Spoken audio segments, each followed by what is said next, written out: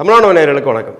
இந்த எலெக்ஷன் பிரச்சாரம் வந்து அலையடிச்சு வந்த மாதிரி பிரச்சாரம் வந்து வந்துருக்கு. இந்த எலெக்ஷன் பிரச்சாரத்தில் என்னவெல்லாம் சுவாரஸ்யமான சம்பவங்கள் நடந்துச்சு, அது எல்லாத்தையும் வந்து இந்த பிடிஎஸ் ஷோவில் பார்க்க போகிறோம். வாங்க வீடியோக்குள்ளே போகலாம்.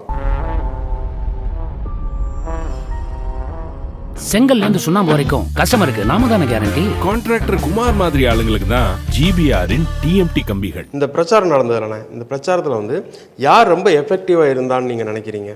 ஏன்னா ஒவ்வொரு கட்சியாக சொல்லலாம். ஒவ்வொரு கட்சியாக சொல்லணும்னா எல்லாருமே வந்து எப்படியும் வெற்றி பெறணும், வெற்றி பெறக்கூடிய சூழல் இல்லை என்று தெரிந்தாலும் பிரச்சாரத்தை வந்து எஃபெக்டிவாக தான் பண்ணுவாங்க. ஆனால் நீங்கள் கேட்குற கேள்விப்படி வந்து இந்த ஒட்டுமொத்த தேர்தல், தமிழ்நாடு தேர்தலையும் வந்து தனக்கான தேர்தல் அப்படின்னு மாற்றி தினந்தோறும் தன்னுடைய பிரச்சாரம், தனக்கான அந்த ஒரு பப்ளிசிட்டி இதெல்லாம் இது பண்ணிட்டு இருந்தது கோயம்புத்தூர் தொகுதி அண்ணாமலை, தமிழ்நாடு பாஜக தலைவர் அண்ணாமலை அவர்களை சொல்லலாம். அவர் வந்து வெறி கொண்டு ஒரு வேலை பார்த்த மாதிரி தான் பார்த்துட்ருக்கார்.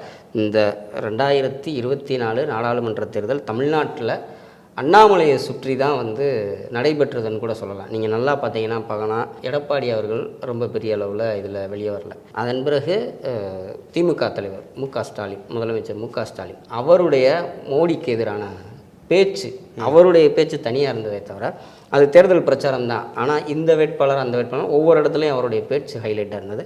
அதையெல்லாம் தாண்டி அண்ணாமலை வந்து தினந்தோறும் வந்து அந்த ஒரு லைவில் இருந்துக்கிட்டே இருந்தார். தேர்தலே தன்னை சுற்றி நடக்குது, தனக்காக தான் நடக்குது அப்படிங்கிற மாதிரி வச்சுருந்தார். அவங்க கட்சியிலேயே ஸ்டார் வேட்பாளர்கள் மத்திய இணையமைச்சராக இருந்து அந்த பதவியை ராஜினாமா பண்ணிட்டு வந்த எல் முருகன் போட்டியிடுகிறார். அவரை பற்றி எங்கேயும் வெளியே வரவும் விடலைன்னு சொல்லப்படுகிறது. அதே நேரத்தில் கவர்னராக 2 மாநிலங்களுக்கு கவர்னராக தமிழிசை சவுந்தரராஜன் அவங்க போட்டிட்டாங்க. அவங்களுடைய கேம்பெயின் ஒன்றும் பெருசாக எடுபடலை. மற்ற திமுக வேட்பாளர்கள் அந்தந்த தொகுதியில் அவங்க வந்து ரொம்ப வேகமாக வேலை பார்க்குறாங்க. பட் ஆனால் தமிழ்நாடு அளவில் ஒரு உற்று கவனிக்கிற தொகுதியாக கோயம்புத்தூரை மாற்றினதும், தன்னை சுற்றிய தேர்தல் நடக்குது, தான் தான் அந்த தேர்தலோட மையம் அப்படின்ற மாதிரி செயல்பட்டது அண்ணாமலையோட ஒரு வெற்றின்னு சொல்லலாம். தேர்தல் முடிவுகள் அண்ணாமலைக்கு எப்படி வருதோ இல்லையோ, இந்த பிரச்சார காலகட்டம்ன்றதில் அண்ணாமலை வந்து ஒரு ஸ்டாராக இருந்தாருன்றதை மறுக்க முடியாது. அதற்கு அடுத்து வந்து இந்த பிரச்சாரத்தில் மிகப்பெரிய ஸ்டாராக இருந்ததுன்னு பார்த்தீங்கன்னா திமுக தலைவர் ஸ்டாலின் அவருடைய அந்த மோடிக்கு எதிரான பேச்சு வந்து கடும் அதிர்வலைகளை இங்கே மட்டும் இல்லை இந்தியா முழுவதும் ஏற்படுத்தியது. அவர் அடித்த ஒவ்வொன்றும் ஒரு வடிவேல் மீம்ஸ் கவுண்டர் இது பண்ணது, அது வந்து மிகப்பெரியதாக இருந்தது. எரியுதடி மாலா போடு. கீழே தனித்தனி வேட்பாளர்களில் மற்ற வேட்பாளர்களில் யார் ரொம்ப இது பண்ணாங்கன்னா, இங்கே நம்ம தென் சென்னை வேட்பாளர் ஜெயவர்தன், அதிமுக வேட்பாளர் ஜெயவர்தன் அவருடைய பிரச்சாரங்கள் வந்து இந்த பகுதியில் வந்து பெரிதாக பார்க்கப்பட்டது. அங்கே திருநெல்வேலியில் நயினார் நாகேந்திரன் அவருடைய பிரச்சாரம் வந்து அங்கே அவருக்கு பார்த்த வேலைகள், இந்த பணம் பிடிபட்டதில் அந்த 4 கோடி அது வரைக்கும் வந்து அதுதான் ட்ராபேக். அதுக்கு முன்னால் வரைக்கும் அங்கே பரபரப்பாக இருந்தது. அதன் பிறகு ராமநாதபுரம் பலாப்பழம் பன்னீர்செல்வம் அப்படின்னு சொல்லி பேர் விடுதான். முதல்ல பன்னீர்செல்வம் போட்டியிட்டாருன்னு ஒரு 6 பன்னீர்செல்வம் இங்கே வந்து போட்டியிட்டதுலேருந்து ஆரம்பித்தது. அதன் பிறகு அவருக்கு பலாப்பழம் சின்னம் கொடுத்ததற்கு பிறகு பலாப்பழம் பன்னீர்செல்வம்னு நல்ல டஃப் கொடுத்தாரு. அந்த பிரச்சாரம் வந்து அந்த பகுதியில் வந்து ரொம்ப பரபரப்பாக போனது. மற்ற விஜய பிரபாகரன் கூட அந்த விஜயகாந்த் பையன்ற அளவுக்கு இருந்தாலும் இவங்களுடைய இந்த கேம்பெயின் வேலைகள் தனியாக தெரிஞ்ச மாதிரி, பரபரப்பை கலப்பின மாதிரி, ஒரு தமிழ்நாட்டு அளவில் தெரிஞ்ச மாதிரி மற்ற இவங்க தெரியலை. இப்போ பார்த்தீங்கன்னா முன்னாள் மத்திய இணையமைச்சர் பொன் ராதாகிருஷ்ணன் அவர்லாம் வந்து போட்டியிடுறாரா இல்லையான்னு கூட, கொஞ்ச நாளைக்கு கேண்டிடேட்டாக இருக்காரா இல்லையான்னு கூட இன்னும் பல பேருக்கு தெரியல. கன்னியாகுமரியில் தெரியுமா, தமிழ்நாட்டில் மற்ற மாவட்டங்களில் தெரியல. அதையெல்லாம் ஒப்பிடும்போது இவங்களோட பிரச்சாரம். அதன் பிறகு KN நேரு மகன் அருண் நேரு அவர் வந்து அங்கே அவருடைய பிரச்சாரம் வந்து அங்கே பயங்கரமாக இருக்குது. எப்படி அண்ணாமலையோட பிரச்சாரம் அந்த ஃபஸ்ட்டு லெவலில் இருந்ததோ, அதுபோல் சிதம்பரத்தில் திருமாவளவன் அவருடைய பிரச்சாரம் ஆரம்பத்தில் கொஞ்சம் டல் அடித்த மாதிரி இருந்தது. ஆனால் அதன் பிறகு வந்து ஒரு ஏதோ அங்கே சிதம்பரத்திலே ஒரு மிகப்பெரிய எழுச்சி ஏற்பட்டது போல் கடந்த 20 நாட்களாக அவருடைய பிரச்சாரம் அப்படிங்கிறது ரொம்ப காலெல்லாம் வீங்கி முகம் இருந்தது. அதற்கு காரணம் வந்து அவங்க எப்படியாவது இந்த முறை வந்து 2 தொகுதியிலையும் பானை சின்னத்தில் போட்டிடுறாங்க. ரவிக்குமாரும் அதில் தான் போட்டிடுறாரு, இவரும் போட்டிடுறாரு. அந்த 2ஐயும் வெற்றி பெற்று ஏற்கனவே அவங்களோட 4 MLA இருக்காங்க. அந்த கட்சி அங்கீகாரம் வாங்கி பானை சின்னத்தை வந்து அவங்களுடைய சின்னமாக்கணும் அப்படிங்கிறதுக்காக அவரும் பயங்கரமாக இது பண்ணார். அது வந்து அந்த பகுதியில் எடுபட்டது. பட் ஆனால் ஆல் ஓவராக தமிழ்நாடு வந்து அண்ணாமலை தான்.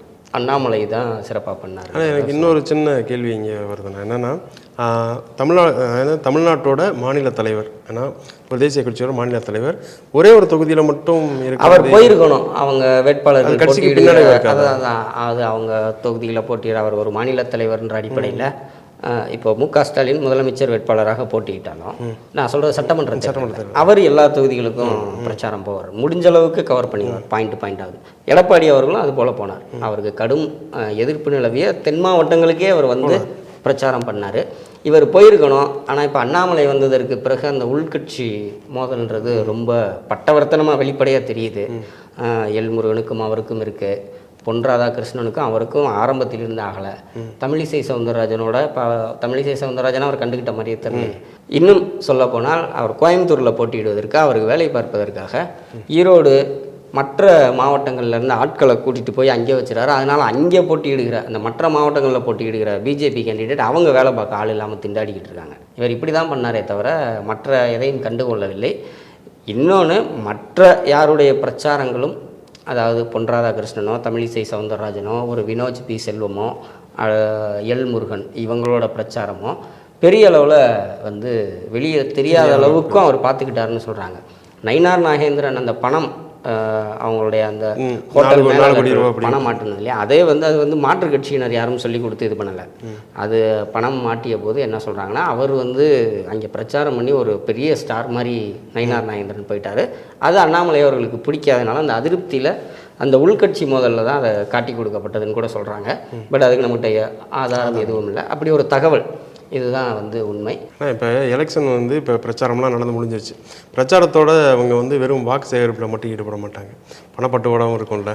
இந்த பணப்பட்டுவாடா சட்டமன்ற தேர்தலில் எப்படி இருந்தது, இப்போ பணப்பட்டுவாடா இந்த நாடாளுமன்ற தேர்தலில் இருக்கா அப்படின்னா நிச்சயமாக இருக்குது, கொடுத்து கொண்டு இருக்கிறார்கள். அதுவும் வந்து போட்டி வேட்பாளர் மிகப்பெரிய கோடீஸ்வரராக இருக்கும் பட்சத்தில். இப்போ சொல்ல போனீங்கன்னா, இப்போ ஈரோட்டில் ஆற்றல் அசோக்குமார் வேட்புமனு தாக்கல்லே வந்து 660 கோடி ரூபாய் சம்திங் காட்டியிருக்கார்.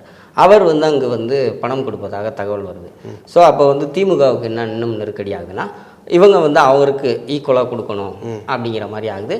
எல்லா கட்சிகளும் கொடுத்து கொண்டிருப்பதாக, குறிப்பாக ஓபிஎஸ் போட்டியிடுகிற ராமநாதபுரம் அங்கே பணம் வெள்ளமாக பாய்கிறது அப்படிங்கிறது தகவல்கள் வந்துக்கிட்டே தான் இருக்குது.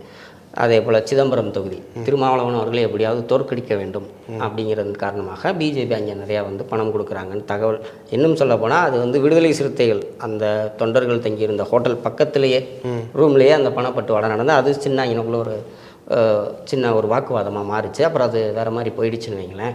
போட்டி அதிகமாக இல்லாத இடத்தில் குறைந்த தொகை. ஓகே, இப்போ வந்து கன்ஃபார்மாக ஜெயிப்போம் அப்படின்னா கம்மியாக காசு கொடுக்குறாங்க. எலெக்ஷன்லாம் முடிஞ்சிடும், இன்னும் 2 நாளில் முடிஞ்சிடும். முடிஞ்சதுக்கப்புறம் அந்த பேலட்லாம் வந்து பாதுகாக்கிறதுக்கு அது வந்து ஏதோ ஸ்பெஷல் எதுவும். ஆமாம், அது வந்து அந்த முறையை வந்து அறிமுகப்படுத்தியது திமுக தான். ஆனால் திமுக வந்து 2016 அதை அறிமுகப்படுத்தினா கூட அது ஒரு முறைப்படியாக செய்யலை. ஒரு ஆள் போய் பார்த்துப்பாங்க, ஒரு வாரத்துக்கு ஒரு தடவை, 2-3 நாளைக்கு ஒரு தடவை அப்படின்னு சொல்லிட்டு. ஆனால் இந்த 2019, 2021 சட்டமன்ற தேர்தலுக்கு பிறகு அவங்க என்ன பண்ணிட்டாங்கன்னா 3 ஷிஃப்ட்டு. ஓகே, ஒரு நாளைக்கு வந்து 3 ஷிஃப்ட்டு போட்டு, ஷிஃப்ட்டில் அதாவது 24 மணி நேரம் 8 மணி நேரம் 8 மணி நேரம் 3 ஷிஃப்ட்டு போட்டு அதை பாதுகாக்கிறதுக்கு, அதை காவல் காக்கிறதுக்கான அந்த பணியில் ஆட்களை போட்டு அவங்களுக்கான அந்த 8 மணி நேரத்தில் அவங்களுக்கான சாப்பாடு கரெக்டாக வேனில் போயிடும், இல்லை வண்டியில் போயிடும் அப்படிங்கிற ஏற்பாடுகள், டீ காஃபி எல்லாம் இது பண்ணிட்டாங்க. இந்த மெத்தடை வந்து இந்தியா கூட்டணி சார்பாக இந்தியா முழுவதும் பண்ணணும் அப்படின்றத முடிவு பண்ணியிருக்காங்க. ஓகே, இந்த மாதிரி போன தடவை வந்து 2022 அவங்க முலாயம் சிங், அகிலேஷ் யாதவ் அவங்க வந்து இவங்க பண்ணதை பார்த்து இதே மெத்தடை தான் அவங்க ஃபாலோ பண்ணாங்க. அதில் அவங்களுக்கு ஒரு குறிப்பிட்ட இது வந்தது. அதாவது வாக்குப்பதிவு இயந்திரத்தில் குளறுபடி இருக்கிறதா இல்லையா நமக்கு தெரியாது. ஆனால் இது வந்து இன்றைக்கி வந்து தேர்தல் பணியோட எப்படி பூத்துக்கு ஆள் போடுவோமோ அதுபோல் வந்து வாக்குப்பதிவு இயந்திரங்கள் வைத்திருக்கிற மையங்களை வந்து காவல் காக்கவும் ஆட்கள் போட வேண்டியதாக இருக்குது. குறிப்பாக போன அந்த 2019 தேர்தலில் மதுரையில் சு வெங்கடேசன் போட்டிட்டார். அங்கே நைட்டு வந்து அந்த வாக்குப்பதிவு இயந்திரங்கள் வச்சுருந்ததில் 3 மணிக்கு லைட் எரிஞ்சு ஆட்கள் நடமாட்டம் இருந்ததுனால அவர் போராட்டம்லாம் பண்ணார். அதன் பிறகு இதை வந்து இன்னும் டைட் பண்ணிட்டாங்க. இந்த முறை பண்ணுறாங்க, அது எல்லா பேருமே பண்ணுறாங்க. ஓகே, வேணா பிஜேபி பண்ணாமல் இருப்பாங்க, அவங்களுக்கு அது தேவைப்படாது. ஓகே, மற்ற எல்லா கட்சிகளும் அது பண்ணுறாங்க. இந்தியா கூட்டணி சார்பாக இந்த திமுகவோட இந்த மாடலை இந்தியா ஃபுல்லாக ஃபாலோ பண்ணணும்னு இந்தியா ஃபுல்லாகவுமே ஃபாலோ பண்ணுறாங்க. அது வந்து ஒரு முக்கியமான விஷயம். ஆனால் இப்படி அந்த பிரச்சாரம் போயிட்டு இருக்கும்போது ஒரு தகவல் ஒன்று வந்துச்சு. பிஜேபி வந்து நிறைய இடங்களில் வந்து பூத்து கமிட்டிக்கா பூத்தில் வந்து ஆள் வேணும் அப்படின்னு பிடிச்சிட்டு இருக்காங்களா? ஆள் இல்லை. இப்போ இல்லைண்ணே, தேசிய கட்சி. ஆனால் தேசிய கட்சி ஆனால் தமிழ்நாட்டில் அவங்க சொல்கிற அளவுக்கான வளர்ச்சி இங்கே இல்லை. ட்விட்டர் போர்டுலேயும் சோசியல் மீடியாலேயும் பத்திரிகை பேட்டிகள்லையும் தான் அது அண்ணாமலை. இப்போ கோயம்புத்தூரில் என்ன நடக்குதோ, கோயம்புத்தூரில் என்ன பாணி அவர் கையாளுறாரோ அதை தான் அவர் தமிழ்நாட்டில் வந்து கையாண்டு கொண்டிருக்கிறார். இந்த நிலை தான் இருக்குது. ஆனால் இப்போ பூத்துனா சட்டமன்ற தேர்தலுக்கே ஒரு தொகுதிக்கு 1800 பூத்து 2000 பூத்துலேருந்து 4000 பூத்து வரைக்கும் வர்ற தொகுதியெல்லாம் இருக்குது. இது நாடாளுமன்ற தேர்தல். அப்போ எவ்வளோ பூத்து வரும்னு பார்த்துக்கோங்க. இது பூத்துக்கு ஆள் போடுறதுக்கு 2 கட்சிகிட்ட தான் இங்கே பலம் இருக்குது. ஒன்று திமுக, மற்றொன்று அதிமுக. வேறு எந்த கட்சிகிட்டையும் அந்த பலம் கிடையாது. கம்யூனிஸ்ட்டுகள்கிட்ட கிடையாது, காங்கிரஸ் கட்சிகிட்ட கிடையாது, விடுதலை சிறுத்தைகள் கிடையாது, மதிமுக கிடையாது, அதுபோல் பாஜகட்டையும் கிடையாது, நாம் தமிழர்கிட்டையும் கிடையாது பூத்துக்கு ஆள் போட. இப்போ அந்த வகையில் வந்து இந்த முறை அவங்க வந்து கூட்டணி கூட கிடையாது, தனித்து போட்டிடுறாங்க. ஆமாம், 40 தொகுதியிலையும் பிஜேபி. ஸோ கூட்டணினா யார் இருக்கா? TTV Dinakaran, GK. வாசன். அவங்க போட்டியிடலாம் கம்மி. தமிழ் மாநில காங்கிரஸ் எங்கே ஆள் இருக்காங்க. அமமுக ஒரு குறிப்பிட்ட இடத்துக்கு தான் போட முடியும், எல்லா இடத்துக்கும் போட முடியாது. அதனால் பூத்துக்கு ஆள் போடுறதே இப்போ அவங்களுக்கு பெரிய திண்டாட்டமாக இருக்குது. 40 நாடாளுமன்ற தொகுதி, பூத்துகளோட எண்ணிக்கை அதிகம். அதனால் அவங்களுக்கு அது ஒரு பெரிய தலைவலியாக இருக்குது. அந்த வேலைகளை வந்து அவங்க ஆரம்பித்து அதற்கான ஏற்பாடுகளை பண்ணிகிட்டு இருக்காங்க. இப்போது இந்த 1 மாதம் இருக்குல்ல வாக்குப்பதிவு முடிஞ்சது, அதன் பிறகு அதை தீவிரப்படுத்துவாங்க. ஆனாலும் அது கஷ்டம் தான் அவங்களுக்கு, ரொம்ப சிரமம் தான். முதல்வர் ஸ்டாலின் வந்து என்ன மனநிலையில் இருப்பாருன்னு நினைக்கிறீங்க?